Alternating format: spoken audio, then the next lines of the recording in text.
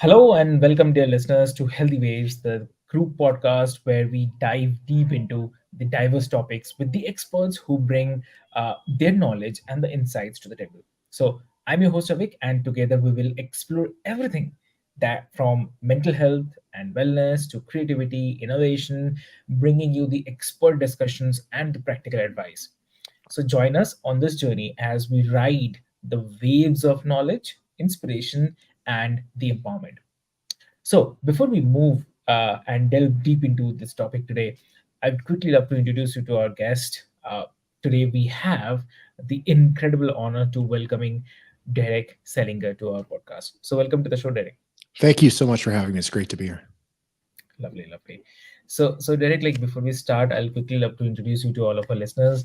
Uh, Dear listeners, Derek is the master magician who has mesmerized the audiences across four continents, performing for millions of people. So you might recognize him from his stunning performance on Penn and Teller Pullers.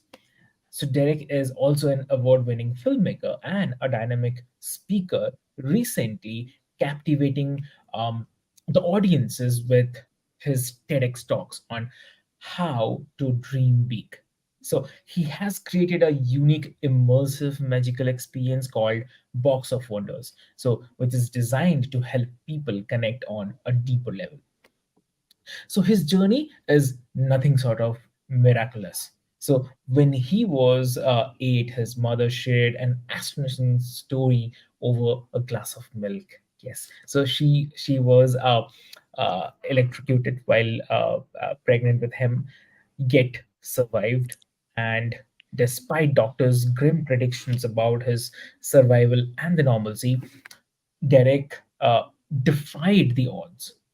So this experience instilled in him and a profound belief that his life is a gift, a belief that has guided his artistic and professional endeavors. So Derek is here today to share his wisdom on dreaming big and making the most of the life we have been given. So let's give a warm welcome to Derek again on the show. So welcome to the show again. Thank you so much. It's really great to be here. And as you said, the doctors said I wouldn't be normal, and most of my friends would agree that that's probably true. So to start with, I mean, if you can share your story, though I have highlighted a few of the areas, but Sure. if you can share your story, define the odds, it'll be really great. Yeah. Oh, I mean the topic of our discussion today is staying creative in the chaos, right? Yeah, And exactly. I think that the chaos describes a great deal of my life. Um, it has been a very interesting life. If you're going to make your living in the creative field, which I have, you're going to encounter obstacles and mountains and hurdles.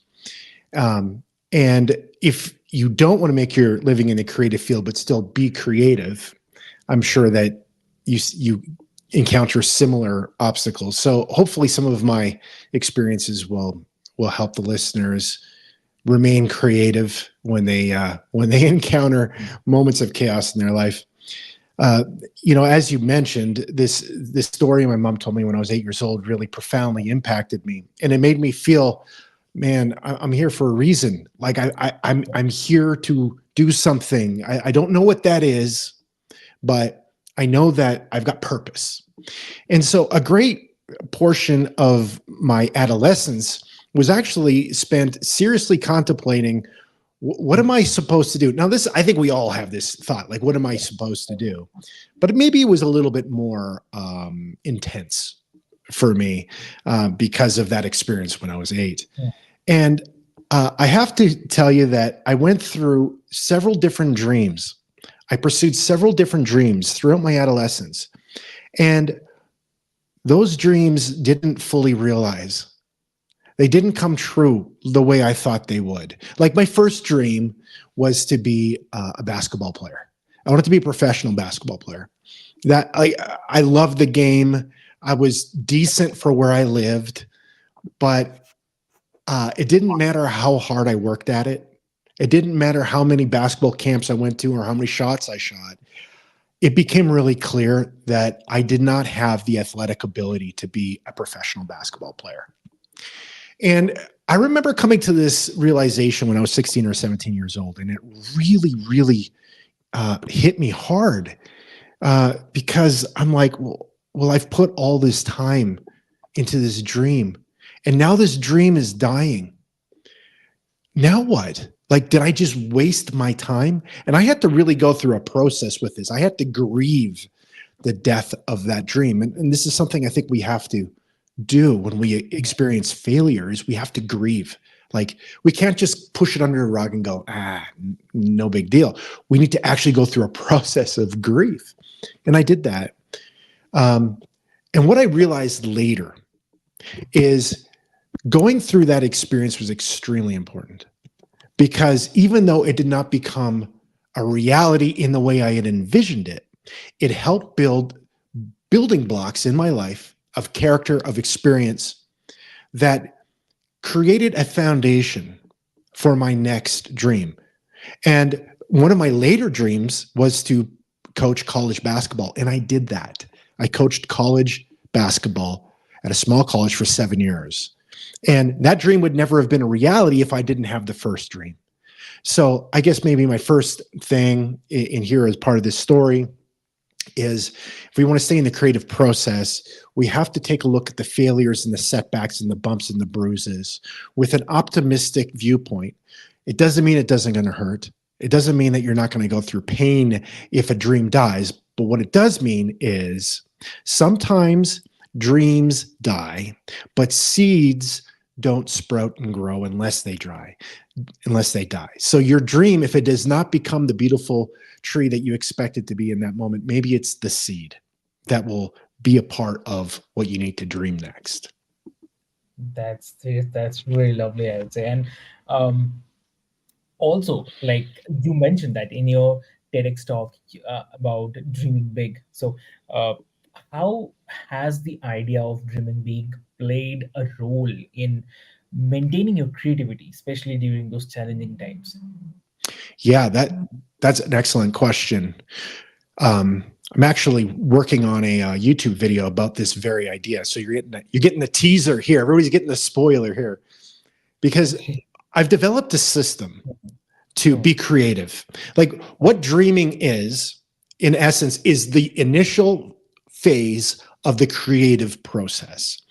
And if you want to get ahead of people in your industry, in your field, in a creative endeavor, in anything, the thing you need isn't talent, right? Talent helps, but it isn't talent. And it isn't even work ethic on its own. It's work ethic combined with a system. You need a system that will be like the surfboard that allows you to ride the wave, right? Like, if you've ever been in the ocean and you tried to catch a wave, like to just body surf it, and you're paddling with the wave, you could go a little ways, and it's kind of fun, but then, the wave gets past you and you go underneath the water and you come up, and then you go maybe back and catch another wave. But if you want to ride the wave, you need that surfboard to get up on top of. And when you do that, you could paddle and get on top of the wave and have a beautiful ride. So the creative process is that system.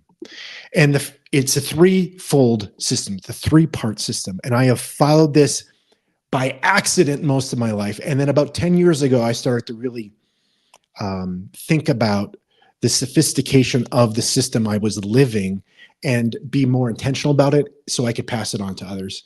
And this is the basic system. There are three phases.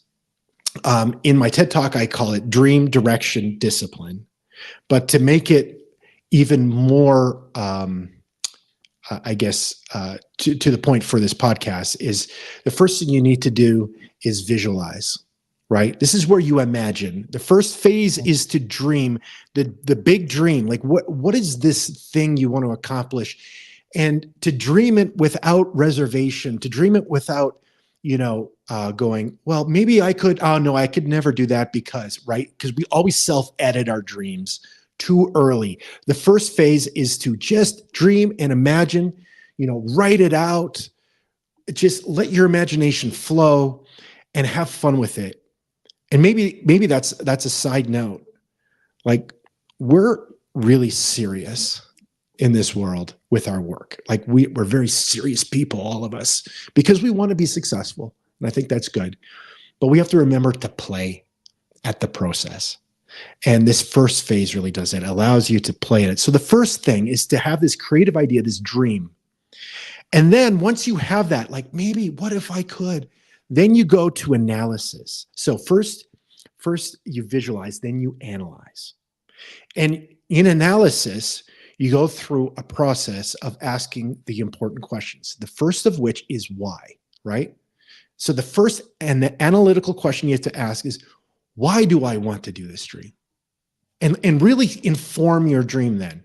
Because you may look at the why you want to do the dream and go, oh, I just want to have more spare time and live a good life. Well, maybe being Elon Musk isn't the dream that I want to have, right? It may be, you may adjust your dream because Elon Musk works like 89 hours a week, right? There's not a lot of lifestyle there. So if you ask your why and you're like, I want to have more lifestyle, more time with my family, I want to enjoy some things in life. Maybe being the world's biggest CEO isn't the dream for you. Maybe you need to address that dream, right? So you ask why, and you ask how and where and when. You go through those things. That's the analytical process. You take the dream into the analysis, and you get really, really like hard on the dream. That's where you get hard on it. Because when the analysis spits out your dream on the other side, then you can realize your dream. And this is where you get practical. This is where you set goals. So often we think in terms of we need to, our goal is the dream, right? So we think of the completed house. Like, I want this house on the hill. And so my goal is to build the house. Well, that's not your first goal in building a house. Your first goal is maybe starting to dig the foundation, right? That's your first goal. Your first goal is to get the supplies to the site and dig the foundation. Then you lay the foundation. And then you do the, you know what I mean? Like all of these steps. Similarly, we're gonna get Avic to one of the world's biggest health podcasters, right? So if your dream is to be a real recognized, trusted mega host in this space, what you are doing is actually the right first thing. Is your goals are bringing a guy like Derek Sellinger on your podcast, right? You're not going, oh, I need Elon Musk today, right? That would be nice, but that may be a bridge too far. And if you set that as your initial goal and you fail, then you feel like your dream failed. But your dream didn't fail. All that happened was you jumped to the completed project too quickly. You have to build the foundation first, and then you build the walls, and then you build the second floor, and then you build the walls, and then you build the roof, and then you build the inside, then you do the finishing work, then you decorate it. Like, it's all of these different things that need to happen. Now, what happens is when we set a goal, we try to achieve the goal, and there needs to be a SMART goal. You've heard that acronym, SMART, which is So I'm totally going to forget it if I go through it, but it needs to be measurable and realistic and articulable and time sensitive, time bound, right? And you set this goal that's within your reach, and you attempt to achieve it. Now, once you've achieved that goal, you then go back to phase one again, which is dream. Okay. Is my dream still relevant the way that I envisioned it? Yes. Yeah. Reanalyze and then set your new goal. And so by doing this, you literally create a spiral staircase up to your dreams, right? This is the process. This lets you catch that wave. And if you don't hit your goal, well, then you still do the same thing. You go back to the dream. Is the dream still relevant? Yes. Okay. I'll analyze. Okay. What goal do I need to set now? Because that goal may have been too big. So what's a smaller goal that I could set that I can achieve to start moving this dream forward? That's the system. Exactly, I understood. Lovely. And also, on this, would love to understand like what are some of the biggest challenges that you have faced in your journey as the magician and the filmmaker? Hmm. Yeah, that's great. I mean, there's so many. The first was probably um, from when I was a child. Uh, I had a a learning disability, a type of dyslexia. It's stress induced dyslexia, which is still it's still there when I get really stressed, and that can be problematic on stage. When if you've watched my Penn and Teller feat, I played Yeah. Russian roulette with hangman's nooses, and you don't want to get things reversed when you're doing that. Um, so I had to overcome that. And I had a speech impediment as a kid. I had a bad lisp. I had trouble forming words. I went to speech pathology courses, and that was really hard as a kid because I got teased a lot and really beat on my self confidence, my self image. In fact, I'm pretty sure my mom told me that story at 8 because I was going through this. She's like, "Okay, I got to tell you something about you that's true, that's good and true about you to help you just gain focus." I'm so glad she did. Um, I've had a few other near death experiences in my life with some health issues. I'm still here, so those things, of course, were difficult. In the pursuit of any creative endeavor, you go through ups and downs. I've had, more rejections than I could ever put in a bucket, like so many rejections from so many different things. But I've also had some great victories too, right? Um, and then the latest thing that was catastrophic for many of us was the pandemic. The pandemic was a horrible experience for people in my industry, the creative industry, but particularly the performance creative industry, because all of our ability to perform in front of people went away. For years. It went away. I was actually about to go on tour. It was my own tour, a self-funded tour. I'd been working up to this point for years, and uh, it, the week before we were supposed to head out, they canceled the NBA, the National Basketball Association season in America, and then the whole world shut down. It felt like the NBA canceled, everything shut down, and my tour got canceled. Well, that cost me hundreds of thousands of dollars. It took years off of my performance. It took me out of the rhythm. It took a lot of my creativity away. I got really depressed. And, because here, everything that I've been doing and working towards just got crushed. And there came a point, after the first year where it's like, okay, we're going to get going again. And then they're like, no, lock down again. It just looked like this was never going to ever happen again. Like we're going to be locked down for the rest of our lives. It really felt that way. And overcoming that in that moment and then going forward was huge. Lovely, lovely. And okay, so for our listeners who might be struggling with the staying creative during the Yeah. tough times, Yeah. what are some of the practical tips you recommend? Great. The first is, I said at the beginning of the system I talked about, you got to go back to playing. You got to lighten up.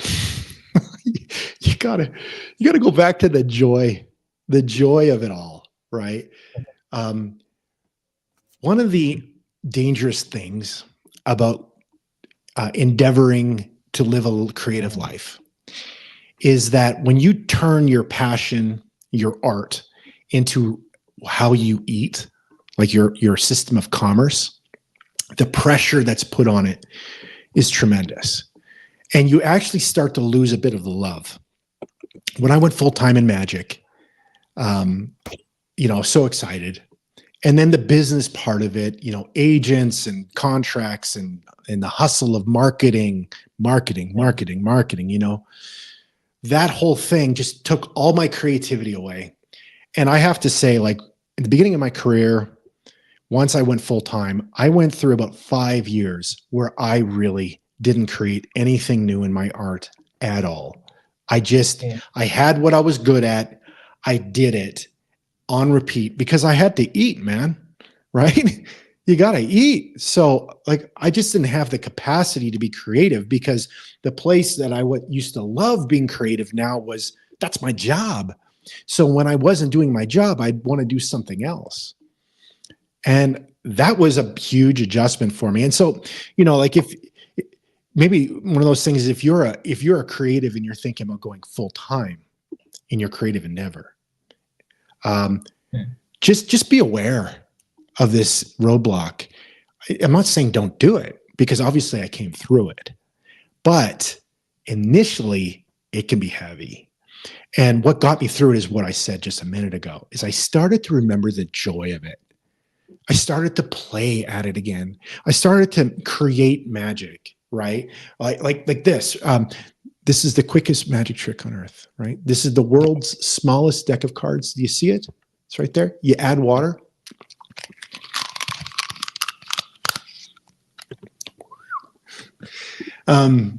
And I just started playing at being a magician again. And when I did that, the love came back and the creativity came back. So it's dream again, man. Go dream, play. Yeah. Perfect. That's really lovely. Yeah. And also, like, how does the box of wonders embody the idea of staying creative amidst the chaos? Oh man.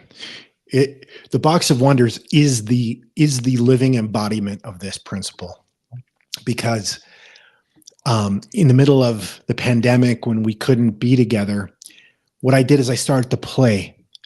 I started to imagine when the world comes out of this, what can I do to help? That was the playful thought. What's the art? What's the creative endeavor? What's the creative spark that I can Hmm. bring to other people? That's what I started to ruminate on, to think on. And I came up with this crazy idea. And this is why you don't analyze too quickly. Because if I came up with this crazy idea, and if I would have quickly just analyzed right away, I would have been like, no, no, no, there's no business case for this idea. Right. The idea is I wanted to perform a immersive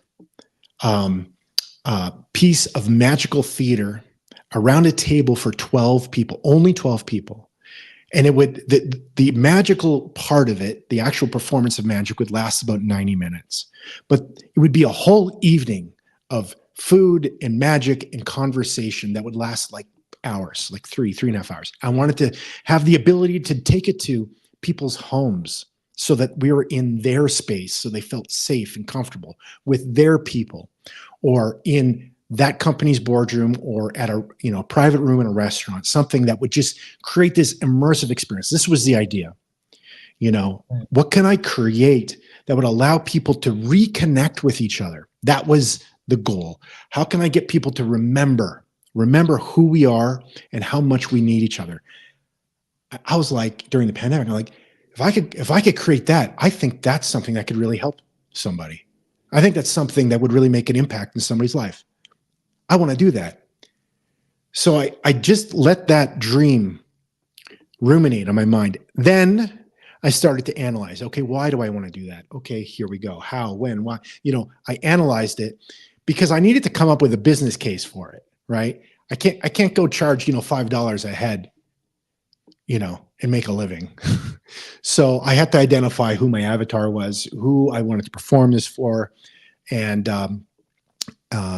what the price point is. And it's a luxurious experience, an expensive show. I'm performing it a lot for corporate executive teams who really want to connect together. So it's taken on this whole life. But as you can see, when you back it up to the roots of where the show came from, it's exactly what I've been talking about here. It's this creative process, starting with play, then moving to analysis, then setting goals. And it was a 2-year process. But now, we're performing it. We're going all over the world, performing it for private clients and for corporate teams, and it's my favorite thing ever. Lovely. Perfect. Definitely. And also, like, looking back on your journey, what are some of the key lessons that you have learned about creativity and the resilience? Yeah, resilience, creativity and resilience actually walk hand in hand. It's really easy to be creative for a moment, right? You may go to a movie or to a concert. Let's say a concert. You go to a concert and you watch your favorite singer and band, and you're like, oh, that's awesome. Man, I want to learn how to play music. And you could like go home, and maybe you had a guitar in the closet that's been sitting there for like ever, and you could pick it up and tune it and play your heart for 2 hours. You could play that night, and yeah, that creative sparks on you. And the next day comes and you're like, you pick it up again because you remember, and you play it Mhm. again tomorrow. But the next True. day comes and you're busy. You know, you could go out with the buds to the pub or whatever, and you know, you could go play some soccer instead. And yeah, you just kind of forget about it that day. And then slowly over time, that creative spark is just gone. Right.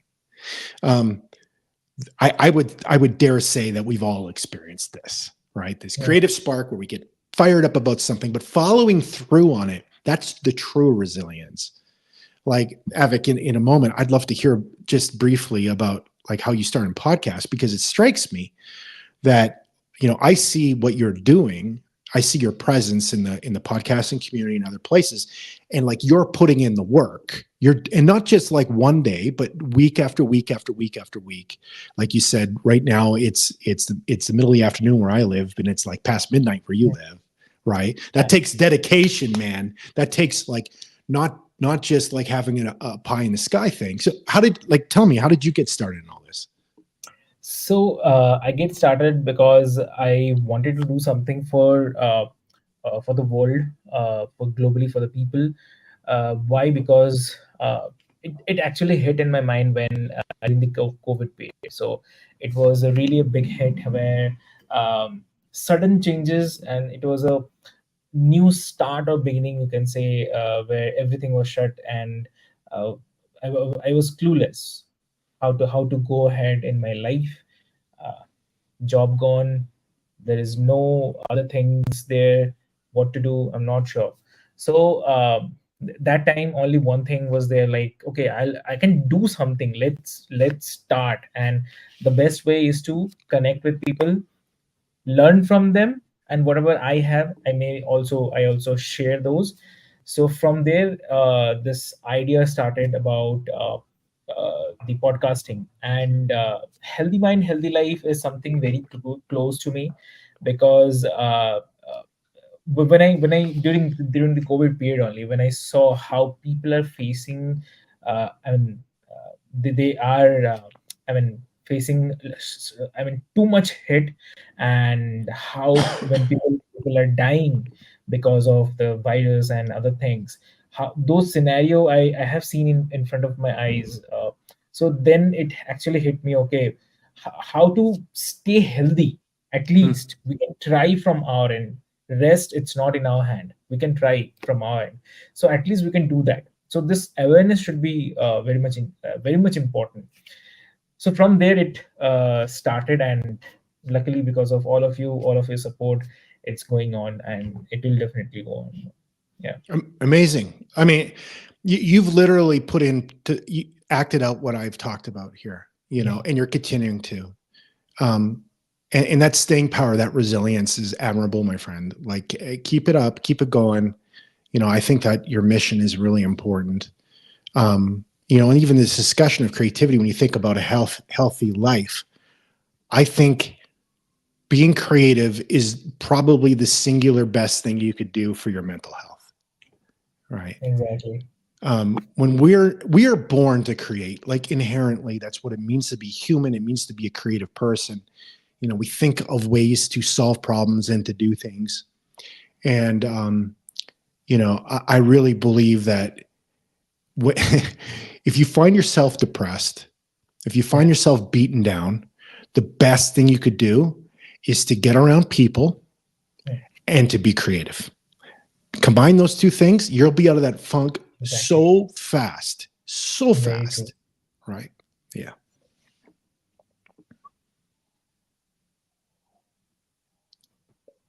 Exactly. Very true. Yeah. So also, like, uh, and if you have to say, like, how do you find the inspiration when you are feeling completely stuck? Mhm. What do you say? Yeah. This is where analysis is really important. So you've got this big goal, this big vision. It's really easy for that to become like dust, like a cloud, become a, the dream starts fading away. Um, but if you've analyzed well and you've asked that question, why? Why do I want to do this? That actually helps the dream get material. It embodies the dream. It gives it substance, right? So I think the best thing to do is to go back to that question particularly. Why? Because that question doesn't fade quickly. The reason you're wanting to do the thing you're dreaming is it's gonna remain even when you hit the hard times. Simon Sinek, the great, had the great TEDx or TED Talk, and his TED Talk was all about start with why.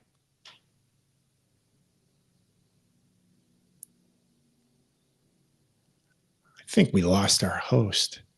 Oh, Yeah, there we go. There we go. He's back. He's back. yeah, Oh, yeah. I was just saying that Simon Sinek has that great talk called "Start with Why," and he's got a book about mm, it, and it's very, very accurate. A very, very yeah, good thing. Once you've got the dream, I think you do start with why. However, I also don't think you should start with why. Maybe why in life, like what am I about? mm. That's fair. But when you're thinking about creative tasks, you need to start with play and then analyze with why. Understood, understood. Lovely. And okay, so before we wrap, I Yeah. mean, what advice would you give to the young creatives Mm. who are just starting out and might face those obstacles, significant obstacles in their path? Yeah, and the obstacles facing the young creatives are so, gosh, they're so powerful. Like AI is a real powerful thing. I Yeah. really wonder to myself about the kid, you know, who may want to paint, but knows that it's going to take them 20 years to become a really great painter. But you could Mm. enter a prompt into an AI algorithm and come up with a pretty good painting in about 5 seconds, right? Like, what is going to compel that kid to pursuing the art? Or are all these arts going to die? Like, this is a Mm. real question that we have to ponder. And I'm going to give you hope today. I'm going to give you hope because I don't think the arts are going to die, but they are going to change. They are going to change. We are going. Let me just start with this. Which is the more valued hamburger, McDonald's or a handcrafted hamburger at a bistro? It's the handcrafted one, right? Everybody Exactly. can go get McDonald's, but you'll Mm. spend a premium to go what? To go into this bistro where you've got a guy actually selecting the right things and forming it, and it's handcrafted. Exactly. Human care has gone into it. This Mm. is the world we're going into. AI is not Yeah. going away, just like McDonald's isn't going away, right? True. And it has its own purpose, it has its own function. However, if you go into the finest Michelin star restaurants, that chef does not take a quick piece of food and pop it in the microwave. Oh no. I've been in Michelin star restaurants. The chef would lose his mind if you did that, right? He'd yell at you Mm. forever. What will happen in the Michelin star restaurant is deep care for the food and the sourcing and how it comes in and how they prepare it and how they display it. It becomes this complete experience. I think that when it comes to many creative endeavors, that's where we're going to head. When it Mm. when it comes to bulk, like churn out creative stuff, yeah, AI can Mm. do it. If you need a logo, honestly, like getting a logo designed now, I honestly don't know why you'd spend money on it. I would just get AI to do it. No, people don't care about logos anyways, right? That's an Mm, example of a throwaway kind of AI thing. yeah, But when it comes to crafting an experience for human beings, the human yeah, element is going to rise above everything. I actually believe, and my advice to people is in this, absolutely, you should be aware and on top of all the digital stuff mm, happening. You should know how to generate images with AI. You should understand how the AI tools can help yeah, you and make you more efficient for sure. But remember, one, they're tools and you're still the person wielding the tools. And two, learn analog skills. Like yeah, learn analog skills because they are going to become very rare. Because everybody's going to be so caught up in this digital world that actually seeing a person actually play the guitar in front of you is going to be like, whoa. Going, on the street and actually seeing someone paint like with their hands actually doing the thing.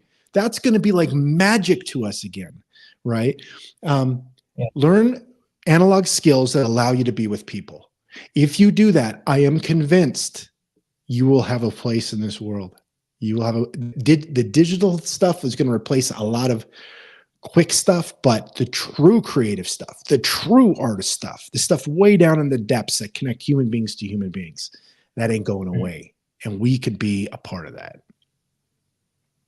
exactly. That's really lovely. Great. Thank you. Thank you so much, Derek, for sharing your incredible insights and inspiring us to stay creative among the chaos. So, your journey and the wisdom are truly remarkable, I would say. And to our listeners, definitely I'd love to mention that remember to keep dreaming big and making the most of your life that you have been given. So, join us next time on Healthy Mind and Healthy Life for more expert discussions and the inspiring stories.